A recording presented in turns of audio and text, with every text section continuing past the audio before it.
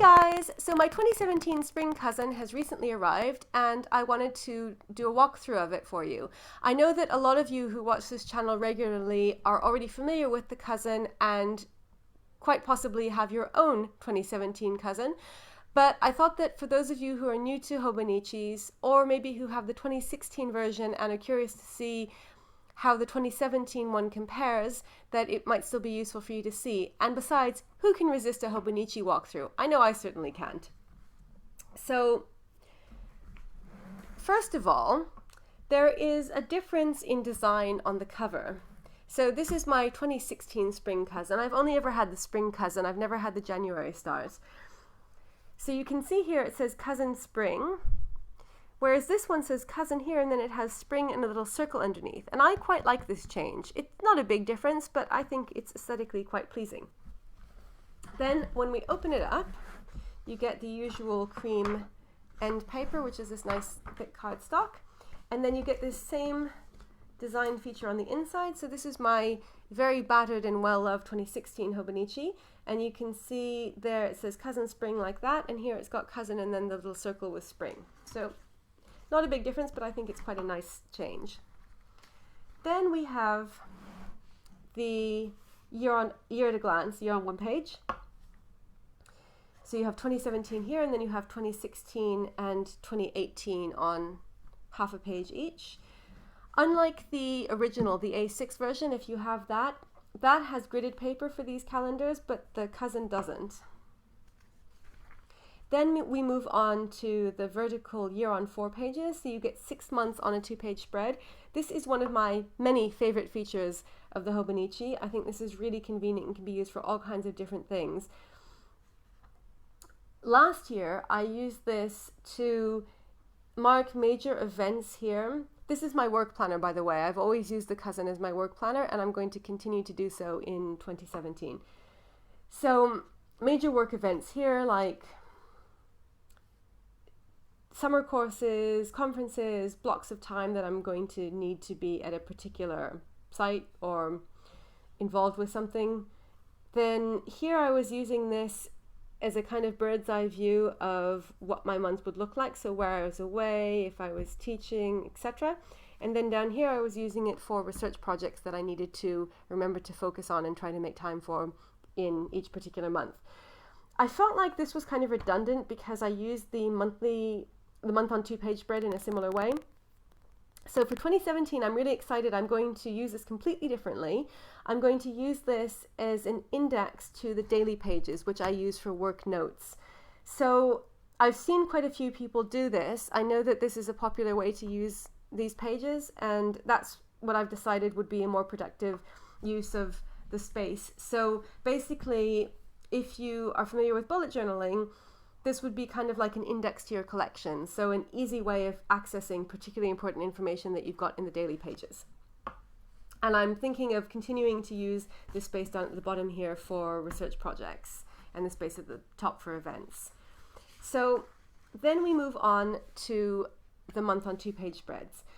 There is a difference here compared to last year. So last year and the year before, the month on 2-page spreads had 5 check boxes here at the top left, and those are gone now. So you can see here it's just completely blank, which I think is actually an improvement because there were only 5 check boxes, and as you could see from that month that I showed you, I quite often ended up with more tasks than 5, which sort of makes the check boxes a bit redundant, because if you don't have enough for all of your tasks, then either you have to draw your own for the rest of them, or you just have some check boxes and some blank, which kind of defeats the purpose, and that always sort of bugged me a little bit. So I'm actually really happy they've got rid of that, because it's easy to make your own check boxes in Hobonichis if you want to.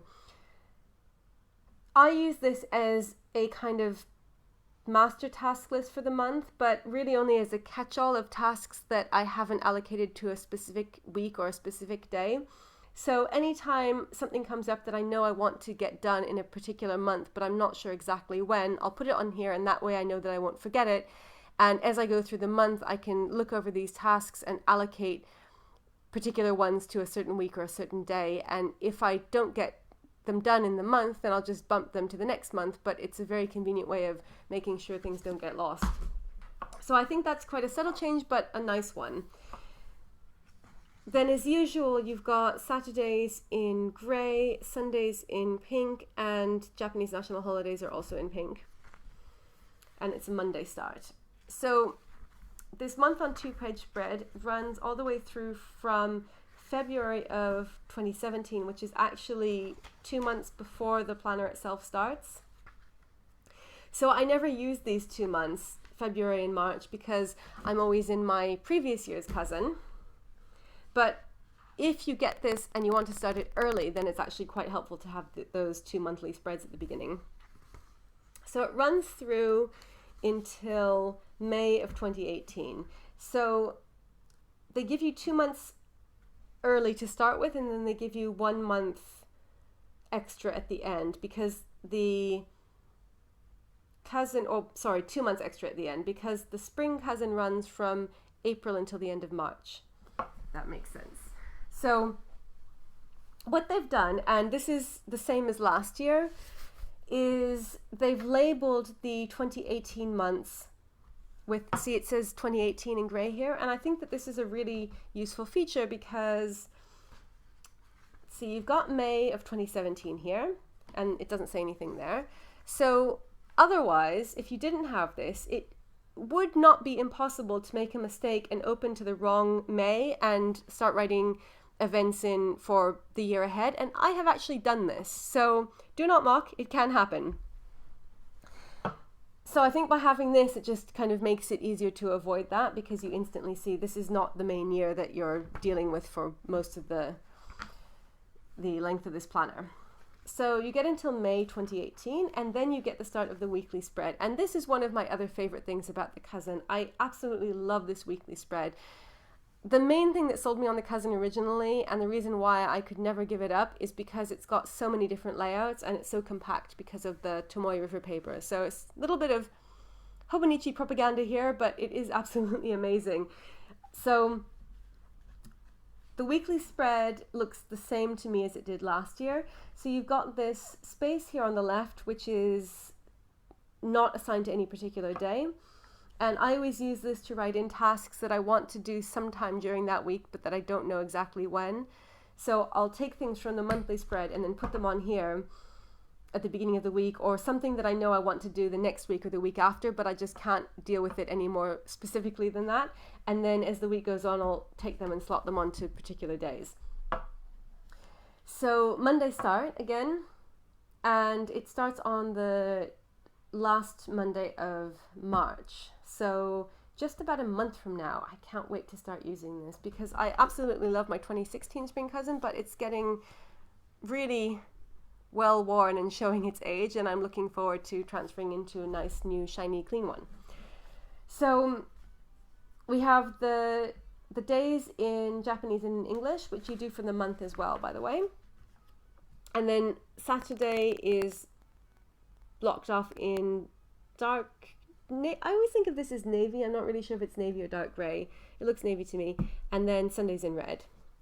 And you get your checkbox of top 3, or whatever you want to use it for. I usually use this for the main things that are going to be going on that day, if there's something particular that I need to know that I'm going to be focusing on. And then the timeline goes from 6 a.m. until midnight, and you get a line per half hour, which I absolutely love. And then you have this space at the bottom that you can use for to-dos or meal planning or whatever you want. You've got quite a bit of extra space at the bottom there. And the weekly spread runs for the whole year until the last week of March / beginning of April 2018. And as always, you get the month details here, and then you get a little calendar of the month there with the week highlighted.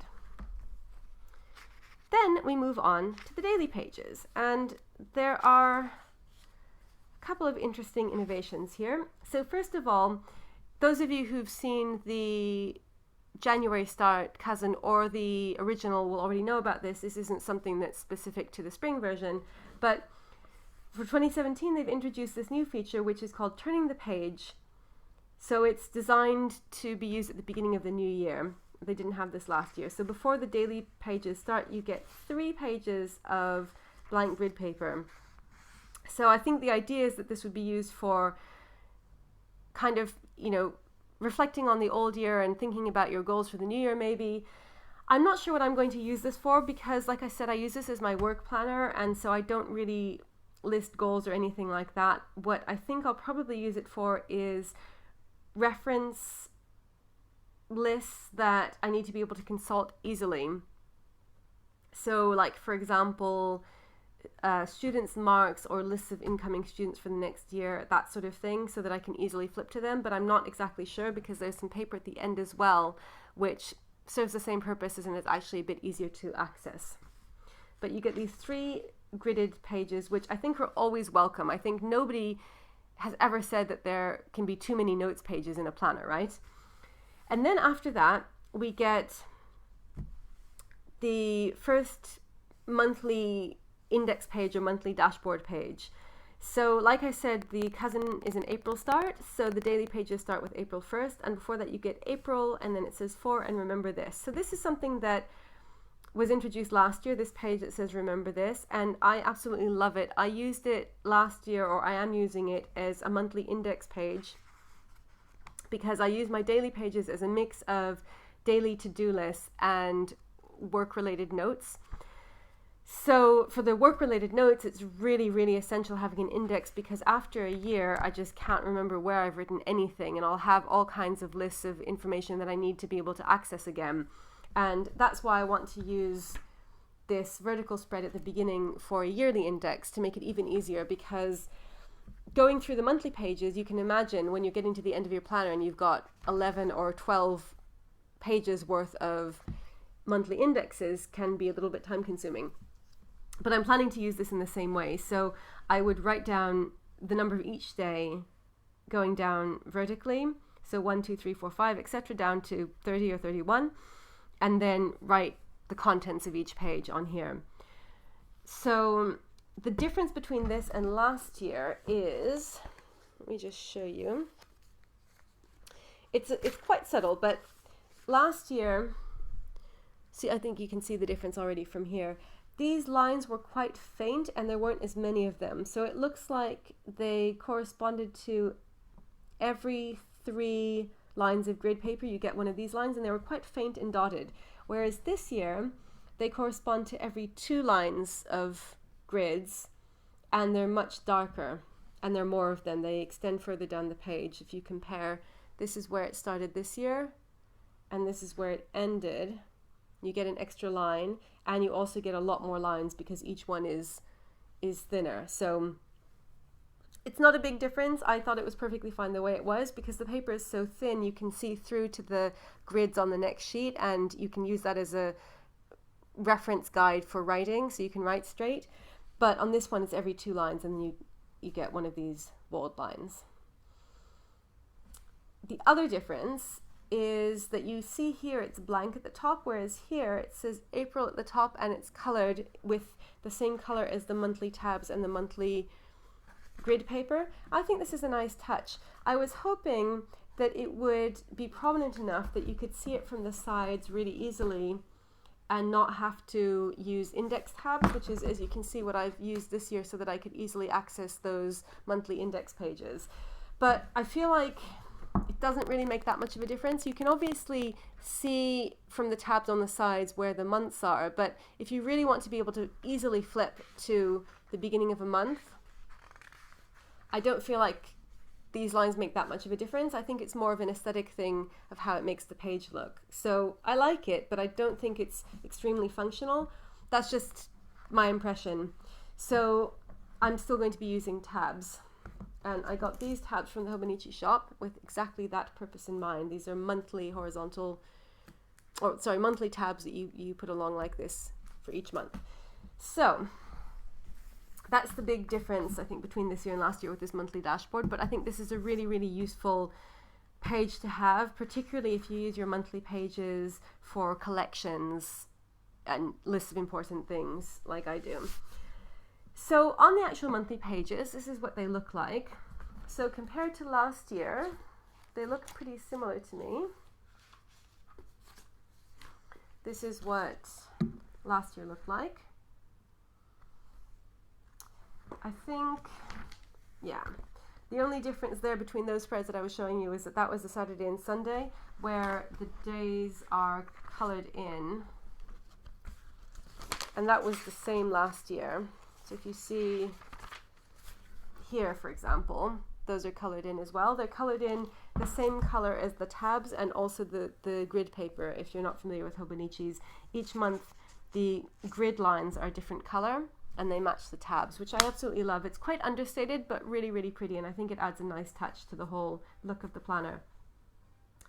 So you have this timeline here on the left that goes from 4 a.m. until, well, it's a 24-hour timeline, so it starts at 4 a.m. there, and then it goes to 4 a.m. again. I personally don't find this very useful because it's too small for me. I wish that if they had it, that they would stretch it out so it ran the length of the whole thing, so that you got double the time or nearly double the time, because as it is, it's the same size as the A6 one, which covers nearly the whole page of the A6 planner, but on here it's like it only covers half the page. So I personally find this too small to be of any use, and I just ignore it. So I would be quite happy if they got rid of it, but I know that not everybody agrees with this, so I think a lot of people do use this and find it useful, and I've actually heard from people who like having the extra space under here so that they can use it for notes. So it's fine that they have it because it's easy to ignore. Then there's this line here that goes from here to here. It stops around here, so it's about a third of the way through the page, which is a bit darker or bolder than the rest of the dot grid. And again, I just ignore this, but some people use it, I think, to delineate the timetable portion of the page from the rest of the page. I just use this whole thing for notes. So if it's a particularly busy day in university, I use it for daily tasks if there are too many tasks to fit onto the weekly spread.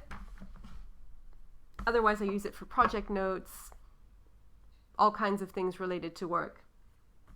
And you get your 5 checkboxes at the top, which I don't use in this. I use the first one as a label for the day, so what the topic of the day is. So if it's daily notes, I write in daily notes. If it's something like, say, idea for new article on X, I'll write that in at the top.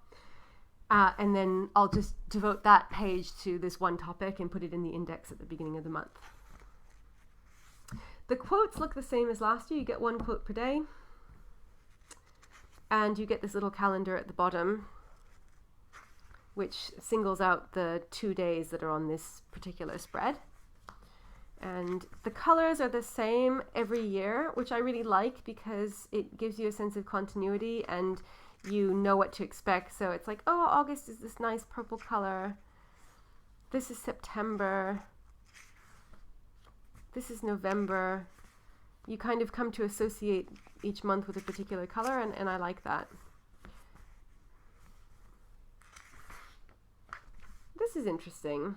This must not be new, but I don't remember it. So if you have a month that ends on the left-hand side of the page, then you get this blank page of gridded paper before it goes over to the next one. That's interesting. I don't ever remember seeing that before. Let's see. Interesting. So your daily pages go until the end of March 2018.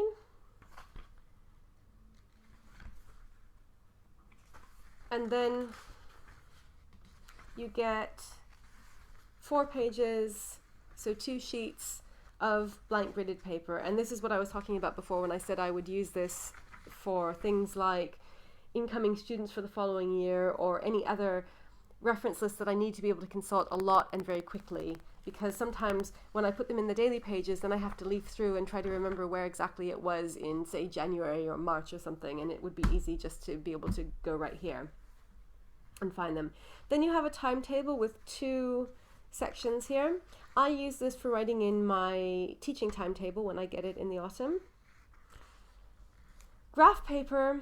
So obviously the whole thing is graph paper in a way. It's gridded paper, but this has got 2 of these setups that you could use for charting things, which I've never used this for, but I think that there is a lot of potential. Like you could say, you could label the months and then chronicle, use it for tracking of some kind.